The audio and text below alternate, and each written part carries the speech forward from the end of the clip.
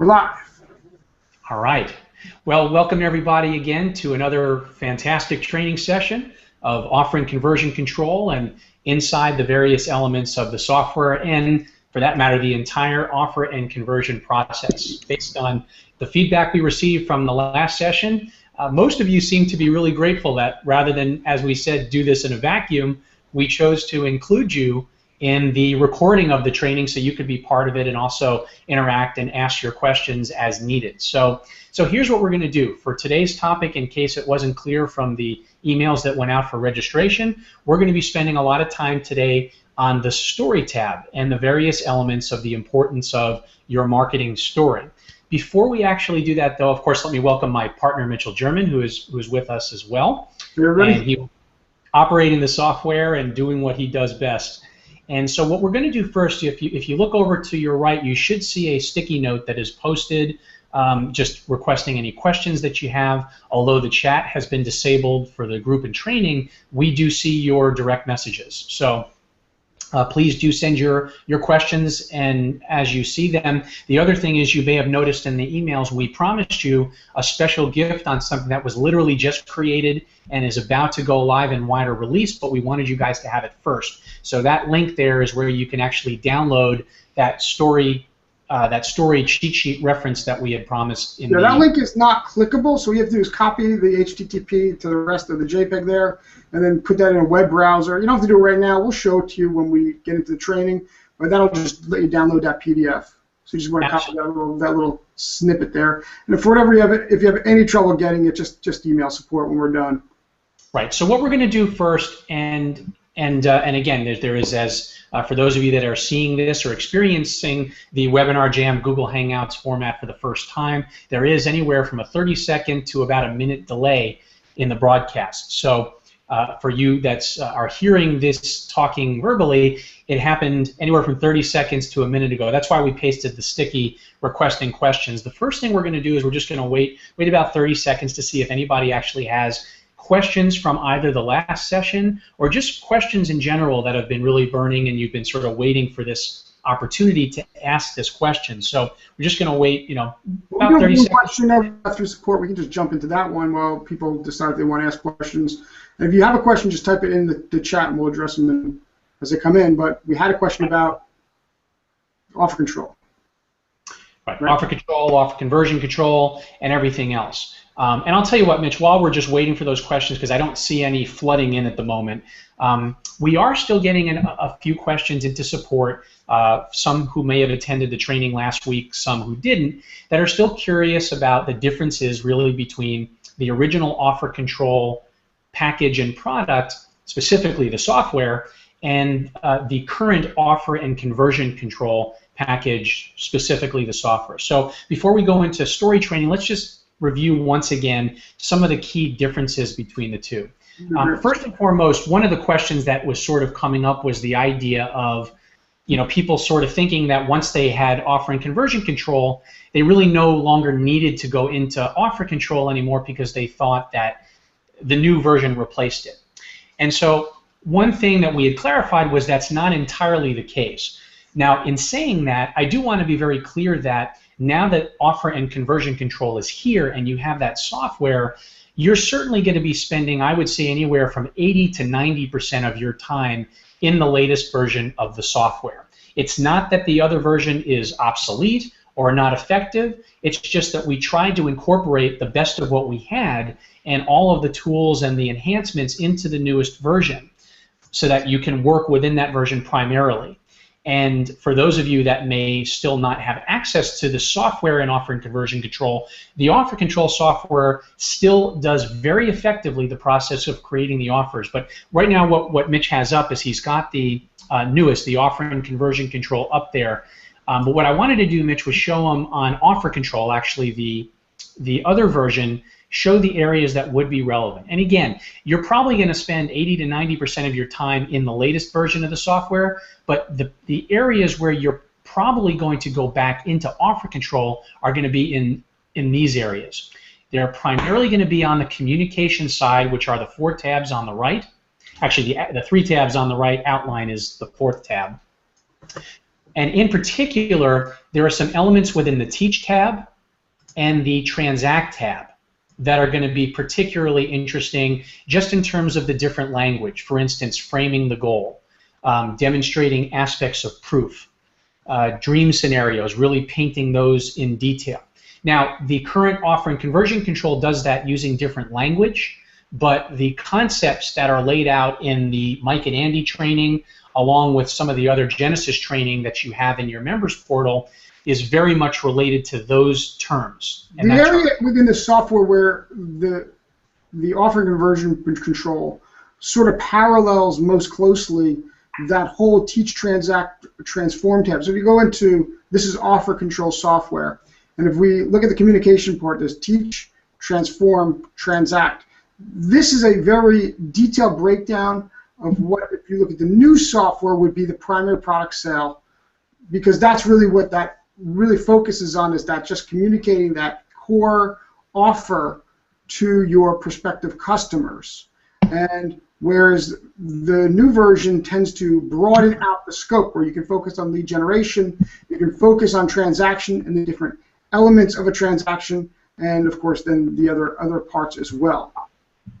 So yeah, so the primary product sale, if I was to go through it, you'll see that what we sort of like really boiled it down to the essential key things that you have to think about and communicate when you are trying to you know, put an offer in front of your prospective customer. So it's got the frame, the headline, the visual element, the problem, circumstance that your product solves. We talked about that with the core elements.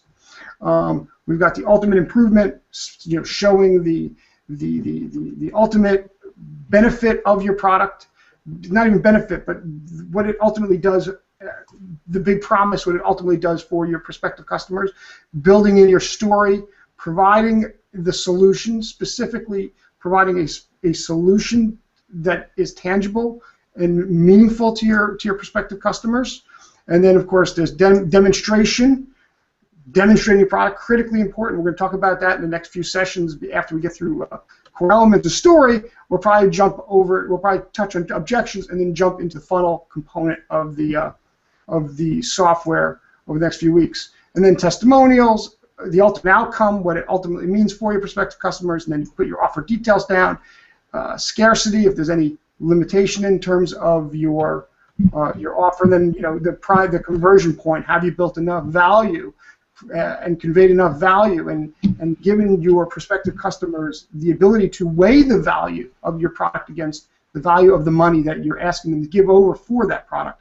Now, if we go over to offer control, we'll see that if we were to go through each one of these, hook, story, circumstance, solution, authority, and the reason why, again, very much paralleling, you know, a little more broken out in specifics. So if I was making a very specific video to, and I want to put an offer out there, a sales video, I might come in here where it's a little more nuanced and broken down, just a little more specifically in terms of the method of communication.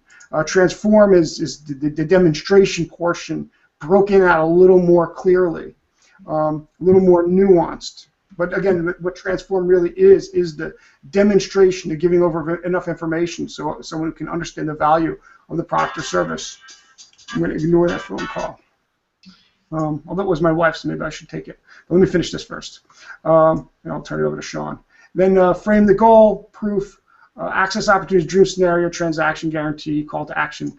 And to the end, again, much more detailed breakdown of the like on what would be a sales video. Sean, I'm gonna put myself on mute, and I'll turn it over to you. Go ahead.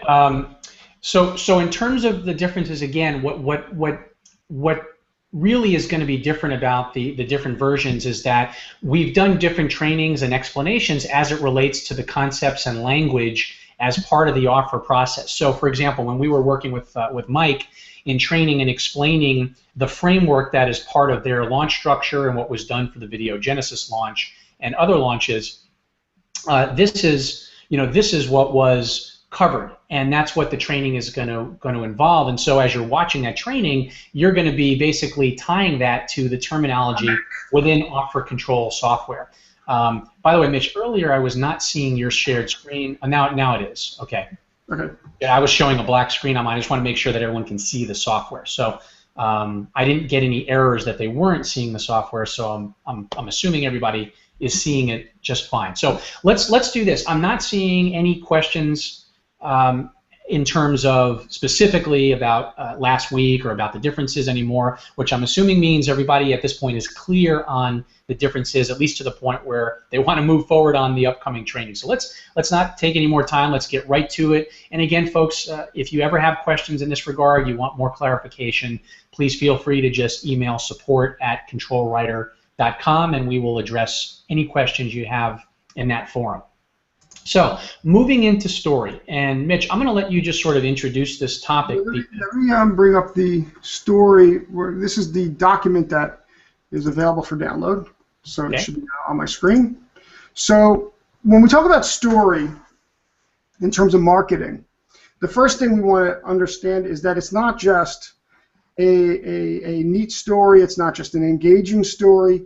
A story that is used in marketing should be a story that clearly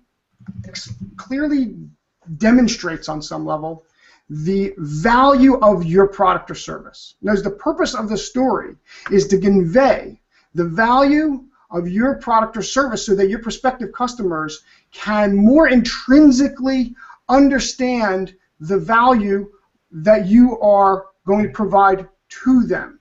And what I mean by that is there are things we understand intrinsically, and there's things that we need to sort of like quantify. So obviously when we're going to buy something, there's the quantification of the value.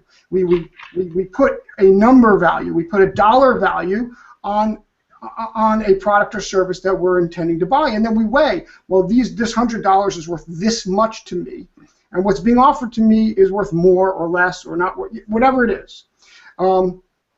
So what the story is trying to do, when used correctly, when you find the right story, it conveys that value so in a fundamental and an intrinsic way that I understand really what this is worth. And now I can much more readily quantify its value to me. So when the number is presented to me at the end of the offer, that this is going to be a $100 product or a $1,000 product or a $25,000 product, I can say, okay, I get it. I get why this is worth that it's worth that to me, or it's not worth that to me. There may be other considerations, and those come into different objections that we haven't really covered yet, and certainly using certain tactics of influence that can help overcome some of that. But fundamentally, any kind of exchange or product purchase is going to be where your customer can measure value, and that's where we get into the idea of conversion points, which we'll cover over the next few weeks. Is at the conversion point is where I'm going to measure the value of the transaction to me. And Mitch, along those lines, because clearly that is the primary value and importance of the story, but there are some other areas as well, and just to sort of take a step back. That's the most fundamental. Definitely a story can do other things for you. Absolutely, and you know, and one of those things, and this is where the real distinction comes into play, and it's the difference between being up there telling somebody a great story so that they just enjoy listening to you as a presenter or in terms of just content, versus a story that is actually grounded in the value and discovery that relates directly to your product or service. Not only that they can find value in, but as a true point of connection in a way that has relevance. Because what happens is when you just tell a great story with somebody and they're in pure listening mode, then they're just enjoying the story you're telling regardless of whether it has relevance to the actions you may want them to take at a later date. When you are properly grounding your marketing story into an area of relevance as it relates to your product or service where, as Mitch described, they can see the value intrinsically, and without doubt, that's when it gets them into a more active state. And so when it comes time to evaluate the value of your product or service, when they reach those conversion points, now they have something that they can fall back on. They can immediately understand the value of why that product or service is there because they see what the ownership advantage was to the person who created the product. And so it also allows them to visualize their own ownership experience. That's right. As you're telling the story, people tend to put them. So you go to a movie, you put yourself into the mindset of like, if I was in this situation, like it lets me visualize and really tangibly, like it becomes a real. The ownership experience becomes very real when the story is tangible and it's just visual. Right. Exactly. And so I want to just give a brief example of this, and I'm not sure if it's on me or if it's on the software right now. Right now it's on. It's just I got the story overview. I was going to review this. Do you want me to review it before your story? No, I want to tell the story because it really is going to set the frame as we break up each of these pieces. So I'll lock on you then. Okay, or just it doesn't even have to be locked as long as you're not making noise. The way it works is anytime somebody makes a noise or hears anything, it shifts. But for the moment, so for those of you that are seeing me now, you can see that I am in full World Cup support. This is my adopted country of my wife, Colombia, so I'm in full support. They're playing as we speak, and hopefully they're on the way to winning ways. But you know, I think about for anyone else who's been following the story of the World Cup, in particular the United States. You know, there was a great story in that first game of the World Cup. And so if I was somebody who, let's say, was at that game, and I had this incredible experience, and what I did was I came back and I tell the experience of being at the game. And I say, gosh, let me just tell you, this was incredible.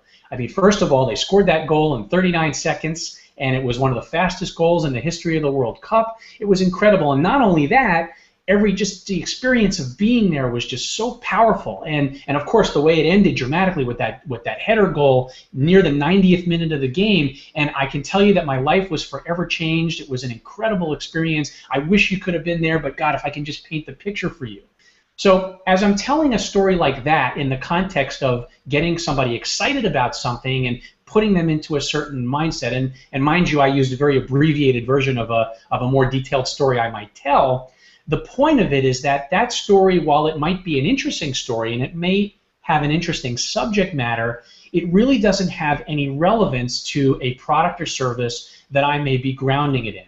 But if I told the story a different way, let's just say that I'm speaking maybe a year or so in the future to an audience or on a webinar, and I say, I want to take you all back to, what was the date? It was, US, was the 16th. It was June 16th of 2014, and I was sitting in this game between the United States and Ghana. Now remember, Ghana had previously knocked out the United States in the 2 previous cups. So not only in this, as they call it, the group of death, was it so important for the United States to get a win or at least a tie out of this match, but there was just so much at stake. But you know, all the media had been talking about, and all I ever heard about was that United States really didn't have a chance. They really had little to no chance to come out of this group. And so I sat there in that game and I was just watching. And from the very first goal that happened so quickly in that 39-second mark, it was like there was a whole world of possibility that opened up for the United States, and they believed it,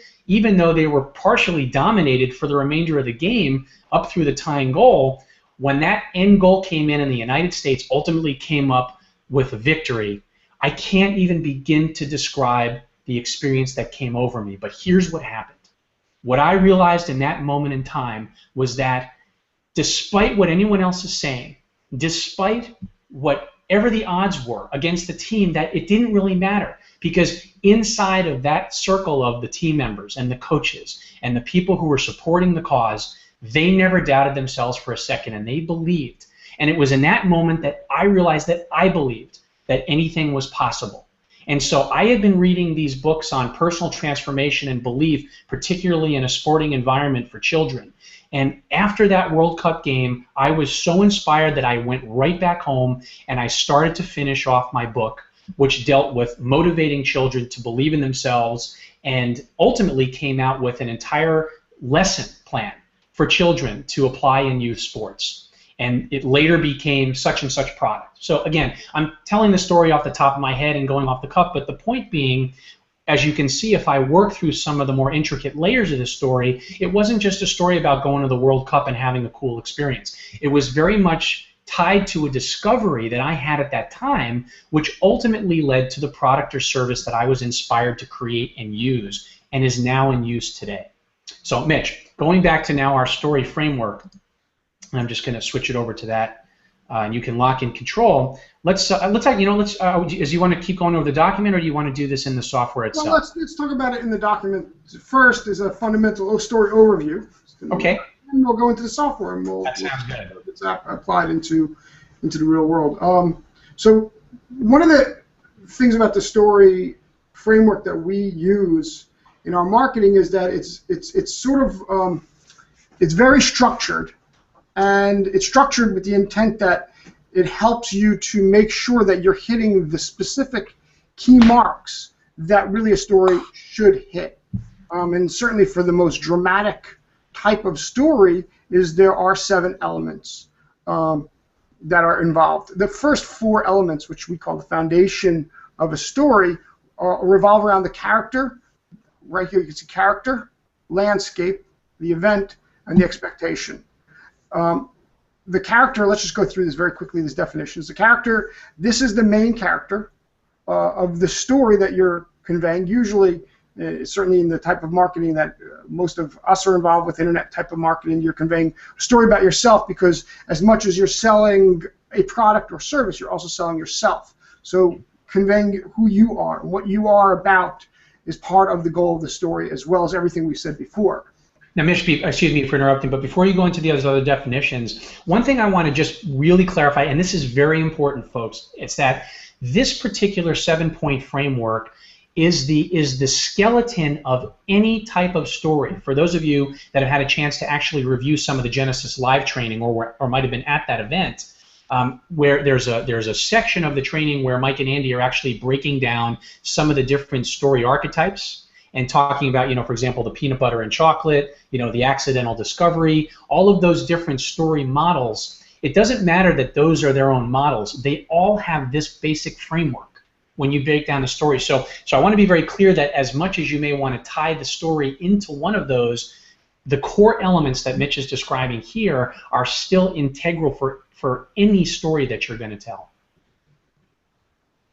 Yeah, and right, exactly. And I wanted to point out, I was trying to remember the thought I was having while you were speaking. I want to say, like, none of this has to be complicated. You don't have to write like a novel on each one of these points. The character could simply be defined. If I was going to software and to say I'm the character, it could be me, I'm the character. It doesn't have to be some extended, like, complicated thing. You don't have to overcomplicate this. This could be very simple. I wanted to make that point while you're talking. I was running through my mind. Okay, landscape. This is the arena or location in which the story takes place. Again, very simple. Defining what is the parameters in which the story is going to be conveyed. Where does the story take place? Oftentimes, the reality is what it is. It's just a matter of defining your story so you can break down the different parts and then convey a good story back to your audience, back to your prospective customers. The event, and this is very important. So now this is the specific activity the main character is engaged in as the basis of your story to unfold. In other words, you can't just have a character and a landscape doing something. There's something going on in their life. They're involved with something. We'll go through some examples very shortly. In the case of Sean's example that he gave, he went to the World Cup. Notice that just simply laying the foundation, call it the foundation of the story. So there's already an event taking place. It's very important.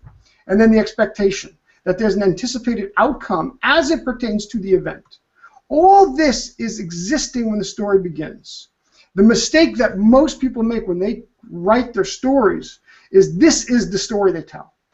But this is not, in and of itself, a strong enough story. Is there a story here yet? By the pure definition of story, these 4 things alone would make a story. If I was to, Sean going to the World Cup game, let's just say, would be a story. It's a story, right? That's right, and just to ground it into what was told, Mitch. So it's like, so I'm the character, obviously. The landscape would be the sporting arena in Brazil. The event, obviously, is the World Cup game during that point in time. And my expectation going into it was that I was hoping to see a great game. Just to be there was incredible, but I sure as heck wasn't necessarily expecting the United States to win. I was just hoping they would compete. Right. So the expectation is that they would lose. So now, in and of itself, that is what is the core story. Now, what the rest does, the complication, discovery, and key message are the real crux of what makes a marketing story work, because these 3 things are the link to your product or service. So we start with the foundation, and now what we need to do is make a connection to your product or service.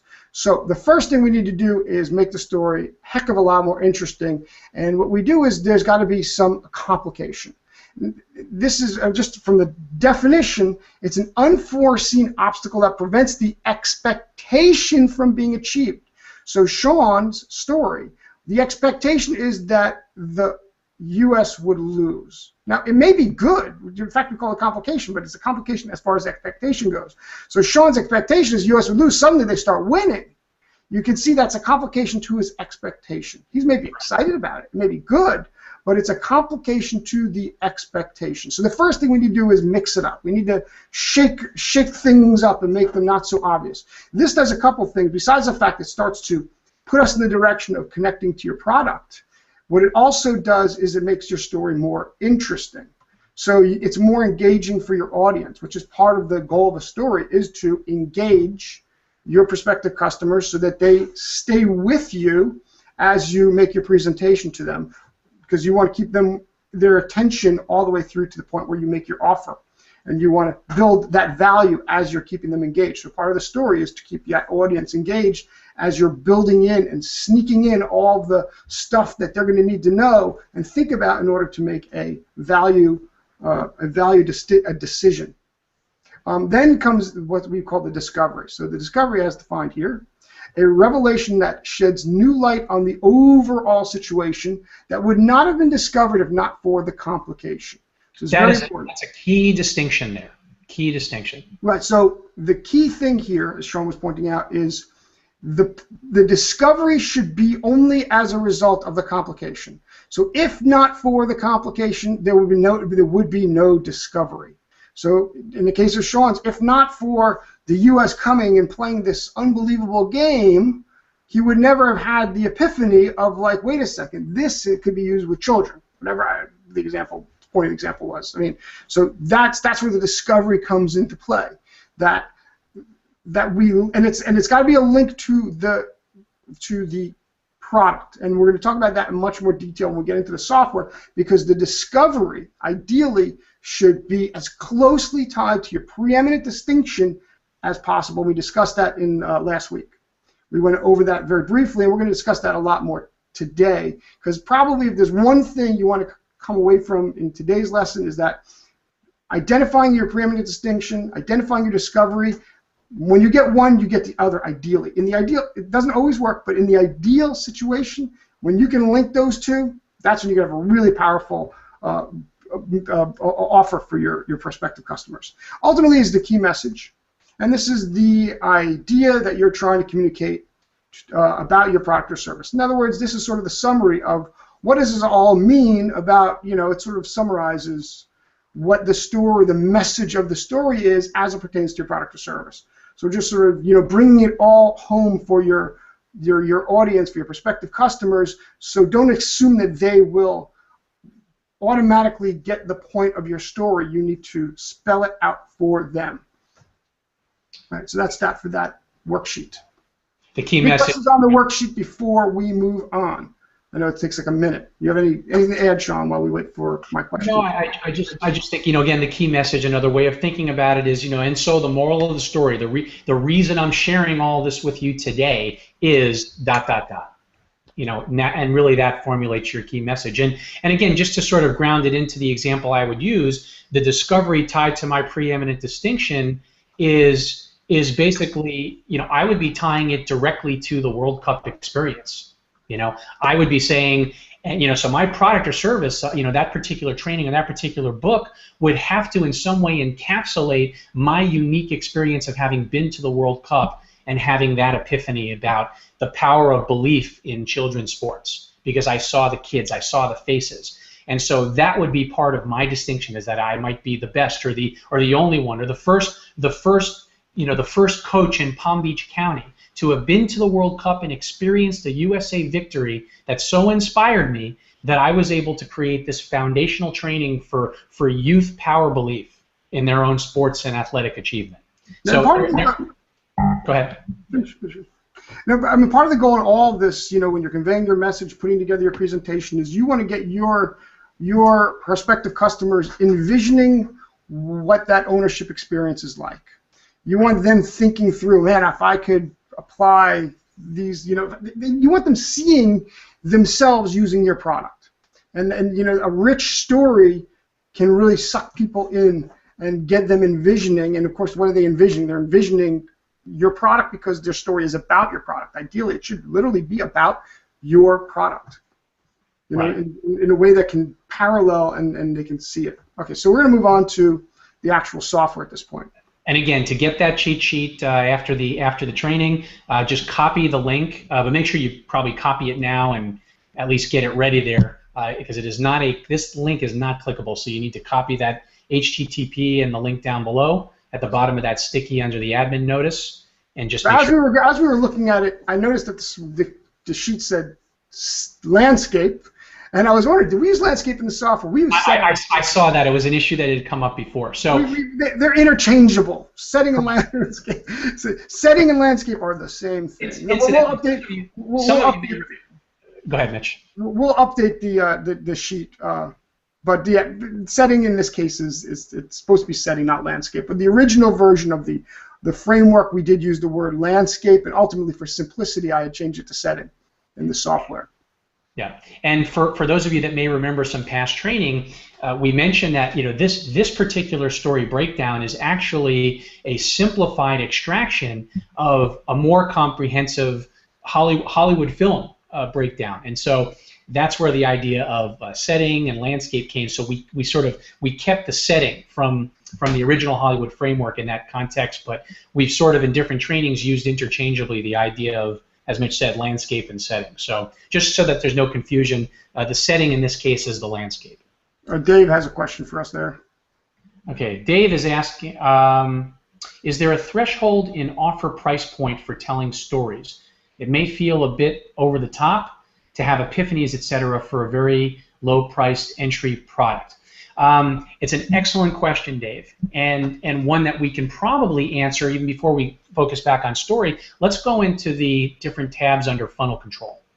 One thing you'll notice as you're working through the software is that you've got a few different things that you're going on from the quick sale. Go back. The transaction was the right tab, Mitch. Sorry. Okay. Go ahead. Okay. So inside the transaction, where there is actually in most cases money being exchanged, you've got what we call the quick sale product. So let's just say this is your under $10 or your under $20 product. And if I'm not mistaken, Dave, and you can text in and correct me if I'm wrong, but I'm guessing that is probably the range you're talking about in a quick sale product or even a sub $100 product. How necessary is the story? And this is exactly why, as you look through the bubbles here, Mitch is highlighting it right now, we have not a full story, but what's called a story lead, which may just be a matter of literally a few sentences. It represents the least amount of your story and background required to communicate your authority and credibility, what it is that you do, and what makes you so different. So point being, Dave, your question is right on point. When you're dealing with a quick sale product, one where your sales letter or your video sales letter or even a webinar or small training is probably not going to be more than 4 to 8 minutes in most scenarios, you don't really have time to get into a detailed, expanded story, and that's why we focus on the story lead. Obviously, every product is different, and my take on it, as I'm listening to Sean, I'm thinking here, is obviously depending on if you have a unique product that's unique to you, the story is what will make that distinction anyway. So even if it's cheap, the story is important. Now, if you don't have a unique product, you just happen to sell something that's inexpensive. So now the story may even be more important because the story may be the thing that makes someone purchase from you as opposed to every other Joe selling that same thing. Correct. So now the story needs to be simple and quicker, but in terms of the importance of a story, I wouldn't underestimate it. It may be more challenging to find the right story. Well, here's actually that story. What it really boils down to, and this is actually bringing involved sort of a different concept that once again came from training that we did at the Genesis Live event, but it has to do with levels of market sophistication. That is also a part of the thinking. So I wouldn't, Dave, to Mitch's point here, I wouldn't necessarily get hung up on the idea of unless it's more than $100 or unless it's more than $300 that it would require a longer story. Because I don't think that the price point in that context is relevant. What is more relevant is the product or service that you're offering and the marketplace that you're offering it to. What is their level of product understanding and their level of market sophistication? So, for example, if this is a scenario where the public or the target market is completely unaware not only of you and your product or service, but what it even does or why the product is necessary, even if it's a $10 product, there's a story to be told. And so you should feel free to take a little more liberty in sharing the details of why that's important. Now, if you've got a situation where you've got a $7 product and it's literally a flash sale, and it's just simply, you know, 1/3 the price of what everybody else is selling their book for that day on the subject, there's really no need to get into anything beyond a very short story lead. Because the story could be about why the flash sale, ironically. Exactly. It's really more about why are we doing this today. Because and this is very good segue, and I see Linda has a different question also that's relevant, and we're going to get to your question, Linda. I think as we move forward, your question will be answered. Her question is, should you have different stories for different products? And the answer is almost always. Or you tweak the story appropriately. So in the case of a flash sale, I just want to use this as a good point for training, is that the preeminent distinction of a flash sale is the flash sale. So when we talk about the story, now we're going to start to link the core elements into your story. The key part of the core elements, where the story flows into your core elements and into your product, is what we call the preeminent distinction. So if you've got a story, a reason for the flash sale, that's the story you want to tell. In other words, and because the preeminent distinction, as it would pertain to a flash sale, is the flash sale. In other words, you're selling on the price when you do a flash sale. You're selling on the short-term opportunity to get the product at this price. So your preeminent distinction, as it pertains to that sales pitch, is the flash sale. Therefore, the story about the flash sale and why the flash sale should be placed, should somehow be in the discovery of like what it was about. Again, you got to play with this a little bit, and you can't necessarily get too much detail in here, but if you could come up with a good reason to have a flash sale and tell a story about that, and then tie that into your preeminent distinction, in the case of flash sale is a flash sale, then you're going to enhance the success of such a flash sale. Do you follow me, Sean? No, I don't know if they follow it, but I know what I'm saying.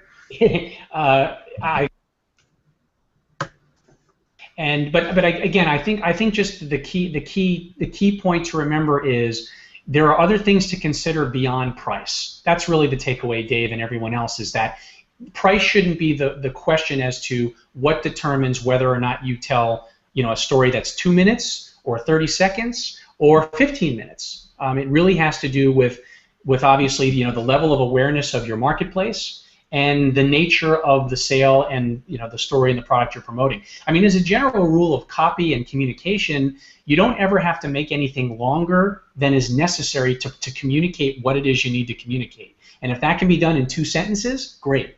If it takes 5 minutes, then that's what it takes. And, you know, you'll know that based on the feedback that you get from your audience and the metrics that you follow from people that are paying attention. And so if you're doing a video sales letter, for example, hopefully many of you who see this training are quite familiar with things like Wistia or other video tracking software that allows you to actually measure where people are watching, where they're exiting, whether they're seeing the video message to the entire length all the way to the offer. You know, these are the type of things, and this is where, you know, your analysis of your metrics and data starts to come into play and tell you the story, because we can only put out our best effort and continue to tweak it along the way based on data we receive. So hopefully that answered the question a little bit. And Mitch, I think let's just take you back now. Linda just asked the question about should there be different stories for different products, and as Mitch said, the answer is in almost every situation, yes. Well, okay. So this is let me address the question a little more clearly, because I think the answer is that very often, certainly if you have different products, then you're going to have a different preeminent distinction for that product, and therefore a different discovery as it pertains to that product therefore a whole different story. But even in terms of, like I said, the same product, how it's being marketed. So in the case of a flash sale, the story that I want to convey in that flash sale is different than in a normal situation, because if the flash sale, the whole point is to convey the point of the flash sale, and the broader story about the product may take a secondary role to the story of why there's a flash sale. But once you figure out your story, the way you could use it is really that's where you now can be very powerfully engaging with your prospective customers, because it's knowing your story and identifying your story prior to getting into the funnel control and the scripting and the sales copy and the video copy and the webinar. If you can identify a strong story, then you can go into that section and start to think, frame your whole entire offer around the story and more clearly around the product and, of course, the core elements as well. So I think at this point we've kind of really reviewed the overview of story. I think now we can jump into, maybe I can do an example of just, I could continue the tire example. Maybe that I could probably come up with something really neat on the tire example. So imagine, so let's just say, so here's the guy driving down the road, and he's on his way to he's an off road. To appreciate the story, you have to have watched the previous Core Elements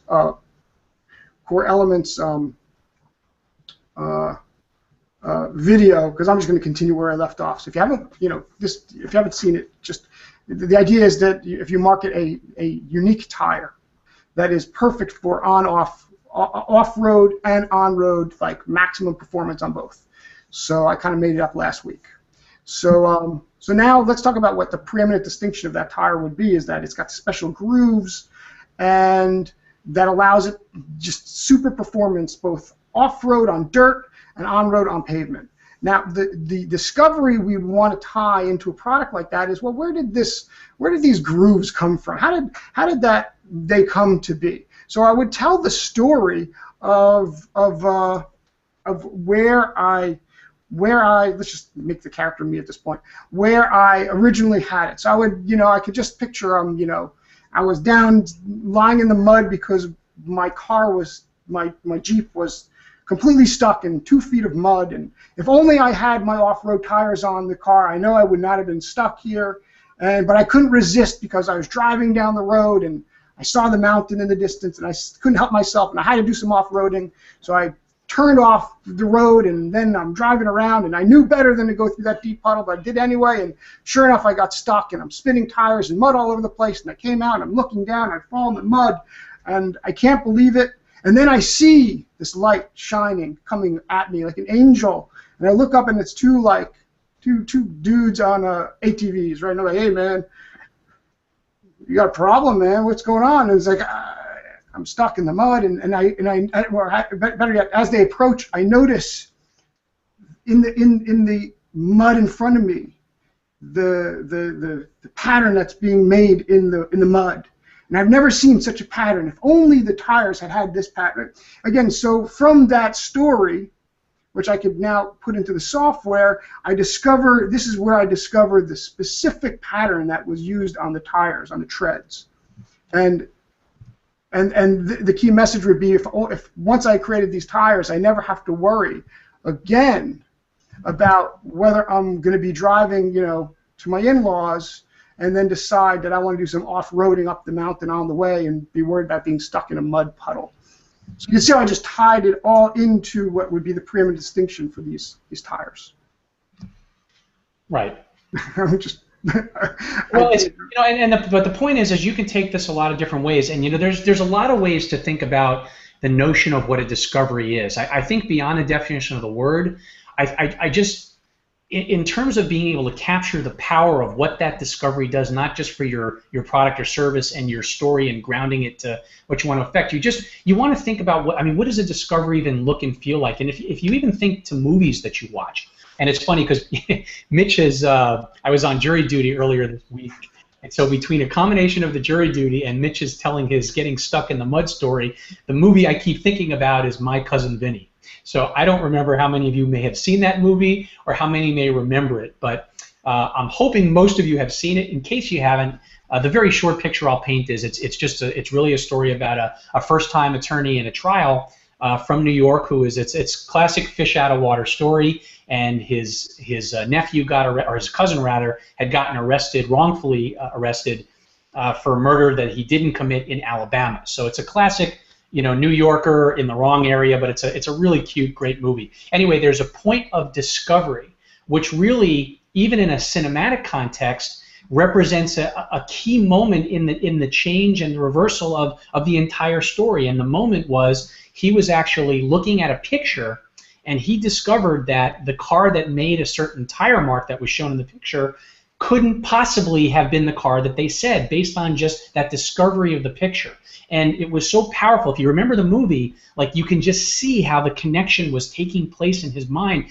And the only reason I'm giving this as an example is because this is sort of like the way he experienced that discovery represents what we feel in our discoveries as it relates to our own marketing stories, that it should be something so powerful and so clear and so revolutionary for ourselves that discovery literally drove us to create what it is that we wanted to create. So in Mitch sort of telling his story about noticing the grooves based on his experience, his discovery from that is, and I looked at the grooves and I just realized, like, this wasn't possible.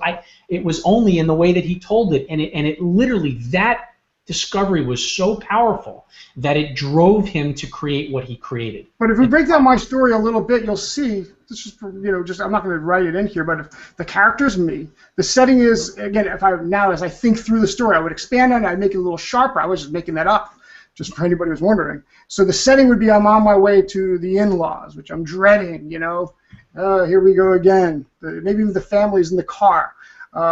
Make it more interesting. So the event is, setting is, through this, back road with a mountain off to the view. The event is I'm on my way to my in-laws, and the expectation is it's going to be a miserable day. I'm in for a miserable day.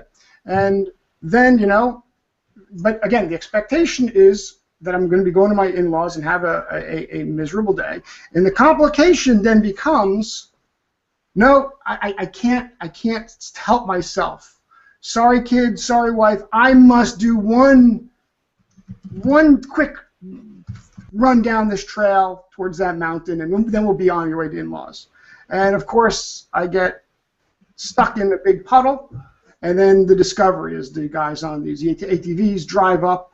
They look like angels with the lights approaching, and I see the grooves in the dirt, and then I knew I could create tires that both would work on the pavement and work on the dirt. And I would set up the story even better as we think through it, and I'm prepared to tell the story because I want to set up the preeminent distinction. I would point out in this setup phase, in the foundation phase, that because I'm going to my in-laws, I had to leave my regular pavement tires on. I couldn't take my off-road tires with me because the kids were in the car, whatever it is. So I didn't even have the option. And then I couldn't take it, and I had to go off-road, even though I knew better than to use my pavement tires. And sure enough, I got stuck, and but that being stuck led to the discovery of how to make tires that will work great on the pavement and on the dirt and through the mud and all that. And of course, there's your key message, is that you can go off-riding any time and not worry about being stuck in the mud. Kind of, get to it. That's right. And the thing about the discovery, and the reason I brought up the cinematic example is, the discovery is where you can really heighten the drama and the impact of where you're telling the story, because when you think about what we just described as what the discovery represents, I mean, this represents truly a life-changing moment, not just for the product and service, but for you. And just how much it impacted you. If you're doing this right, then the discovery moment that you're talking about and that you're building here is based on something that was so profound that it literally changed the course of your life forever. and for that matter, the way your product or service was created. And so this is like the heightened, it's the climax. It's the big moment of drama that drives you into your preeminent distinction and drives you into the entire reason that the product or service exists. And remember, the story is only one part of your overall offer. Correct. You're conveying an offer, this demonstration. The story is one part of it, but you're going to if you weave that story in, it pulls it all into one nice tight package. That's right. Linda had a question here. In your experience for a $397 to $497 product, how long should the story be? So let me answer the question by not answering that question specifically. The story should be, and everything about your entire offer, your entire messaging needs to be that you need to convey the value of your product or service. The maximum, that you need to build the value to the price point that you want to get. So if you want to get $397 or $497 or $997 or whatever price, it's going to take longer to build that value. So because you've got to, the point is that the conversion point that we haven't covered yet. When you get to the conversion point is when someone measures the value of your offer. Okay, now you've said this is going to be the price. It's going to be $397. I'm now going to measure the value in my mind. If you've done your job well, they're going to say, yeah, this is worth it. They may still not buy. That's objections come to that and all the other issues. But at least they make the decision that yes, this is worth it. What you can't have them do is say this is definitely not worth that price. And that's where you definitely lose sales. So the goal in all of this is to build value in such a way that your prospective customers can measure that value. Absolutely. And I just think that's a key distinction. But I would also just remind Linda in that answer, more importantly in the way Mitch framed it, but just that again, the price point is really irrelevant. It's about building the information and telling the story in the way that you need to communicate the message to that point where someone can clearly and almost unarguably clearly see the value at that price based on the experience that they can expect to have as they use and prosper from their product or service. So again, I wouldn't get overly fixated on price. It's really more about what Mitch just described. Right. And that's the question you got to constantly be trying to build towards is you're trying to build a way for your prospective customers to measure the value of your product or service based on the price point you're going for. And you want to be close. You don't want to what happens is people will overvalue something, and then people are like, well, it seems like a scam, right? I can't get all of this I can't get a Ferrari for $10,000, whatever. In other words, and then you want the value to be, you want it to be worth more than the money you're asking for, but you can't. But there is a sort of a margin of error there that if you go too far, you may overdo it. But the goal here is clearly to build value and to convey value. I don't think we have to go, keep going with this. I mean, we can take questions at this point. I hope we've conveyed. Well, I think I just just seeing sort of the nature of the questions, some that we have. There's a couple people. And just reminders, there are a number of people who are asking if this is going to be recorded. Again, as in your offer and conversion control members area, there's not going to be a replay mailing for this, but in your members area, this training will be posted in the training area. So yes, you will be able to access it there. If for whatever reason you haven't gotten access to that area, just contact support@controlwriter.com about getting yourself access so you have that. The one thing I did want to mention, and you know what, Mitch, it just totally left me. So it just totally disappeared. So I'm not going to force it. Hopefully it'll come back to me. But just in terms of the kinds of answers that we have and what we're going to be covering, and just to give you a sense of some future training, the next training that we're going to do, which may or may not be next week, it likely will be, but it may or may not be Thursday. We'll probably do it on a different day.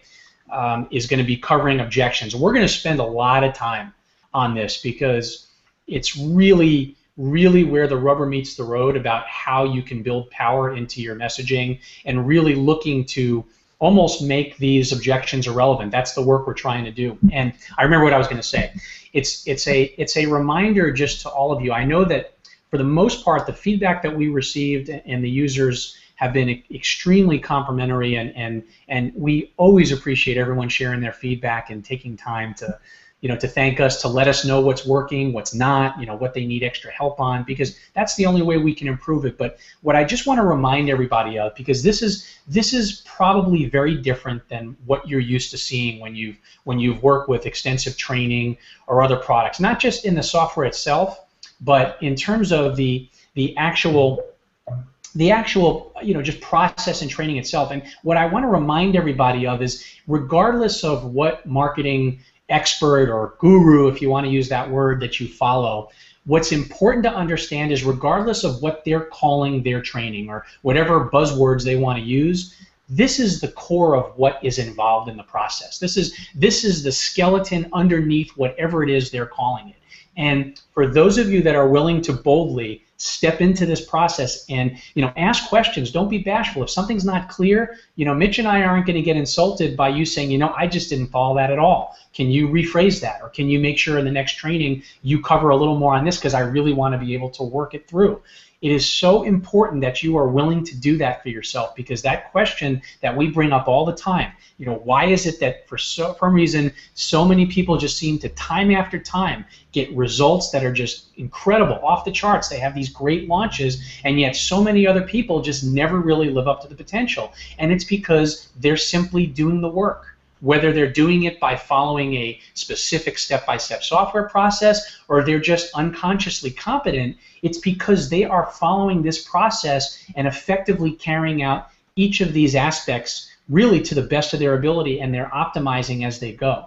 For those people who are not willing to do this, and they're hoping to find the next push-button thing that's just going to give them the answer in a miracle launch, it's really just going to continue to lead to a lot of disappointment and frustration. So we truly appreciate those of you that are that are showing up to these trainings, and even those of you that are not but are watching it afterwards in the members area and just taking the time to really give yourself that distinct advantage. And understand that if I'm willing to sit down and just go through this step by step, I don't have to think about the order. I don't have to think about the structure.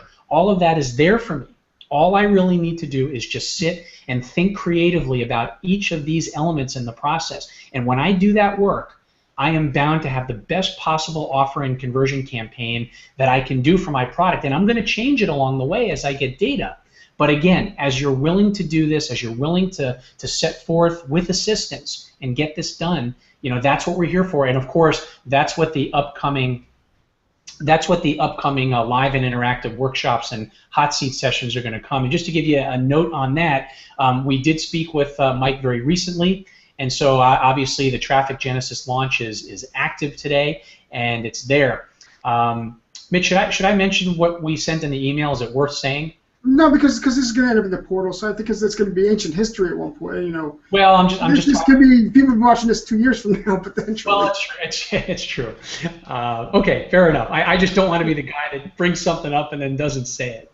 But what I'll do is check your email. That are seeing this live.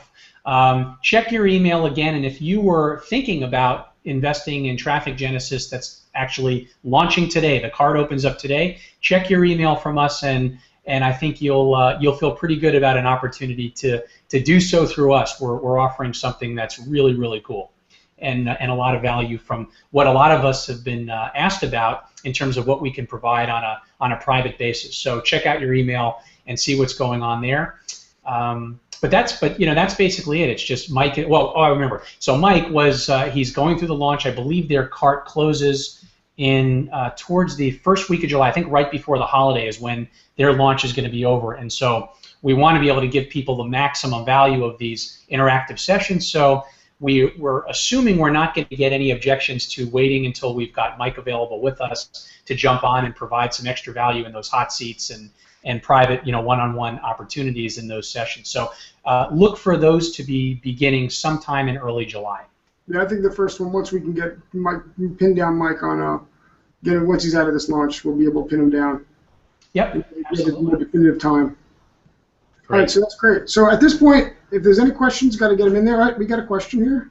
In one paragraph, what is the difference of this version? Okay, in one paragraph. CJ, the distinction, and I know that some people are still evaluating that, whether or not they wanted to upgrade. I want to be very clear for everybody, at the risk of sacrificing, in somebody's view, what might be more revenues for ControlWriter. Okay, the package that you have with Offer Control, the original launch in February, is a very, very powerful package. If you didn't buy another product on Offers, you have a lot to work with there. It's our job and our mission at ControlWriter, as well as Marketing Genesis, I believe, to really just be constantly giving you the best of the best as we know about it. And when we're able to make enhancements and add additional training, we want to do that.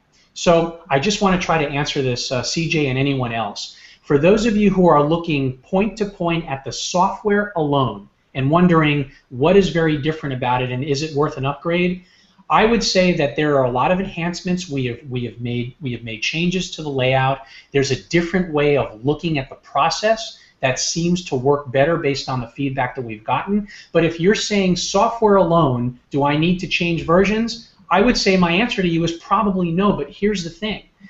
The part of the package that we are really offering in comprehensiveness here is the extensive training and multiple additional interactive sessions, content, and ongoing opportunities to get private help, not just for the next few weeks, but on an ongoing basis, month to month.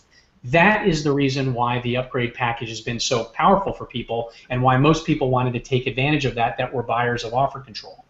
So again, if you're focused on the software alone and just saying version A to version B, do I really need to upgrade? I would say if you're not looking for the latest enhancement on what we did, the answer is no. But if you're looking to stay on the cutting edge of training, continue to get access to Mike, Mitch, and myself, and really be able to maximize this process, then I would say it's a no-brainer for you to upgrade. Hopefully that answers the question for you, CJ, and others. More than one paragraph, but... Yes. It's hard for me to answer that in one paragraph, but I want to make sure people understand that this is more than the software itself. This is about the content, the training, the regular access that you're going to have to really getting help as you're developing these offers and campaigns, so that you don't have to guess. I mean, it'll literally be to a point where you can expect to come back 1 month to the next, and you can say, okay, I did this work in the previous month, and now I can really use your help on this part of the process. So whether or not you actually get on a hot seat for a particular training, you will always have the opportunity to ask your questions, and if they don't get answered on that call, you still have support. So that comes to CJ's next question, which is there one-on-one help available? So the answer, yes. If there is one-on-one help that is available. But there's a hot seat. If you upgrade to Offer and Conversion Control, you will have access to additional opportunity. And that's what Sean was talking about. We're waiting for Mike to be available to start those. Right, and we can do it, and frankly, if we get enough emails into support that says, hey, I would love for you guys to just do a hot seat even before the end of Mike's launch, again, based on popular demand and request, Mitch and I are open to doing it, but we know that on a weekly basis right now we're going to be offering these trainings and opportunities for Q&A, so we just figure that, we want to bring you all the best chefs we have to give you value on those hot seats, which is the reason why we're not. If you want true one-on-one, go take a look at that email that Sean referenced before. So there's an opportunity in that email. Right, and just again, that because we don't want to be cryptic, Mitch. Just for those that might have been seeing this at a later date or are watching this many months later, at the time of this training, Mike and Andy were launching Traffic Genesis, and this is literally the day that their card is opening, and so we made a pretty outstanding bonus offer. With basically all versions of ControlWriter software, including in our film and television brand, which most people in this audience don't even have access to, may not have even known existed. And we've also included an opportunity literally for some one-on-one private consultation to work through your process, your offer campaign, your strategy, basically the hour to use however you like with us. So that's an offer that we have not ever made before. Whether we make it again, I don't know. But if you were thinking about investing in Traffic Genesis anyway, this will now give you an opportunity to get everything that Mike and Andy are offering in their package, along with all the bonuses that you see in that email that went out. So if you did not get that email or want to learn more about it, you can also just email support@controlwriter.com. But and Linda wants to know if she can hear this again. So if you are an offer and conversion control user, and you and you're at that level, then you would be able to have access to the member area, and you'll be able to see this replay. Absolutely. And I'm going to take care of that as soon as we're done here. So it'll be available in 20 minutes. Perfect. And then the email will probably get tomorrow. I know there's a delay. Mitch, go ahead and type in if you could any other questions, just so that. I already asked that before, so. Oh, you did? Okay. All right. I'll stop the broadcast. Thank you, everybody, for participating today. We'll hopefully see you again next week. Perfect. Have a great weekend, everyone. Bye.